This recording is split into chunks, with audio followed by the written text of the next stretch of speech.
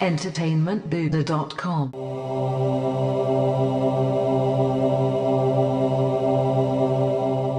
Hey now, you masochistic gamers, Matt Haywood here for entertainmentbuddha.com to review Deck 13's The Surge, which is the latest Souls-inspired title that will kick your teeth in and leave you toothless and grinning for more. You've probably seen the plethora of comparisons to the Dark Souls franchise while reading up on The Surge, and for the most part, the comparisons are just. The Surge unabashedly wants to make you feel like an incompetent gamer from start to finish. This isn't a game for the weak and unskilled, as I quickly found out after it took me 3 hours to beat the opening level. 3 freaking hours for the first level, and while my lack of skill helped increase the time it took me to complete it, so did The Surge's reliance on minimalism.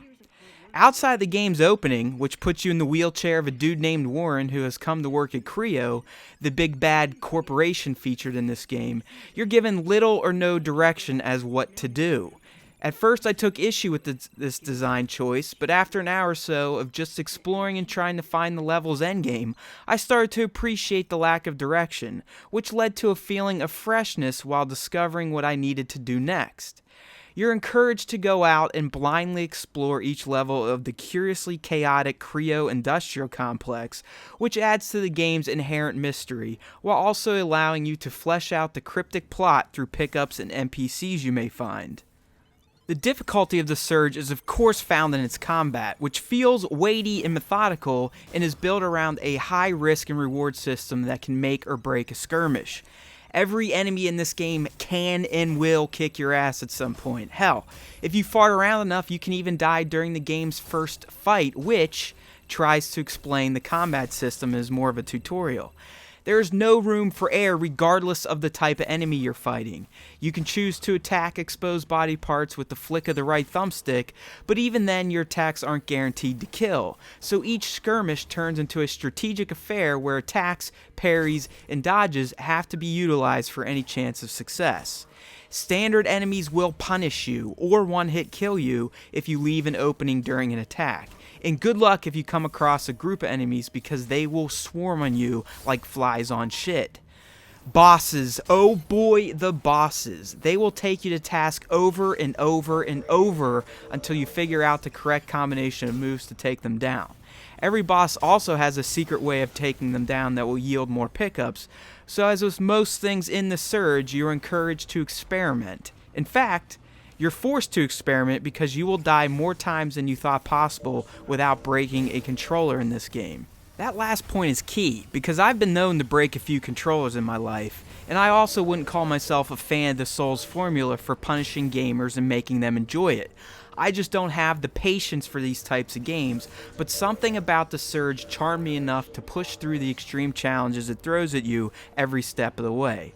I credit this to the game providing a sense of real accomplishment each time you get past an area that gave you heartburn, as well as after you finally take down a boss that has nearly led to you needing a straitjacket and a rubber room. While the poor camera during combat and the targeting system aren't perfect, I did find that most of my deaths were a result of me making a poorly timed attack or rushing to get back to my dead body to pick up my tech scrap, which serves as this game's currency and means for upgrading your character and his loadout.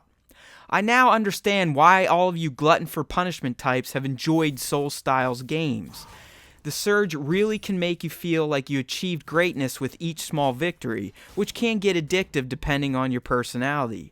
I ended up enjoying the pain and applying lessons learned to subsequent runs through a level, so while at first I wanted to cry and burn this game at the stake, I eventually fell for its challenge and completely appreciated the world Deck 13 created for me to get my ass kicked in.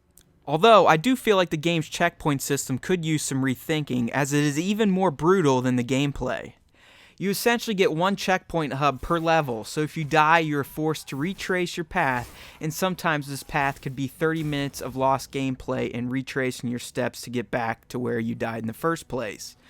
You eventually open up shortcuts to cut some of the backtracking down, but it still would have been nice to have a few more pop up in each level to lessen the repetitive nature of essentially going through Groundhog's Day each and every time you die. The Surge's bread and butter are its combat and minimalism, but it also looks pretty damn good. I was amazed at the quality of the cutscenes, as well as the in-game engine. Nothing about this game's visuals, or its sound for that matter, felt anything but AAA, even though it didn't come from a mega-sized studio. Deck 13 should be applauded for what it achieved technically in this game, because while it isn't perfect, the experience is charming enough on all fronts to keep you coming back for more pain, while also making it a very recommendable title to your friends. If getting your balls punched or your titties slapped by a game sounds like your definition of fun, then you must check out The Surge. Yes, it is very Souls-like, but it also has crafted its own unique and punishing experience. The narrative is revealed in ways that keep you plodding through the pain, and the visual and sound design are pleasing to the senses. Outside the lack of more checkpoints, a flaky combat camera, and sometimes wonky combat controls, this title is a solid experience. It's not for everyone though, so only those looking for a severe challenge should apply. The Surge, even though I may have cursed its name for the first few hours playing, still earns a 75 out of 100 review score from your buddies at EB. Seriously though, I can only recommend it if you feel like video game brutality is something that will make you happy, because this game embodies that in every sense of the phrase. Otherwise, you're better off sticking to more friendlier titles. Thanks for watching. Matt Haywood here for EntertainmentBuddha.com, where we make you better geeks, one post at a time.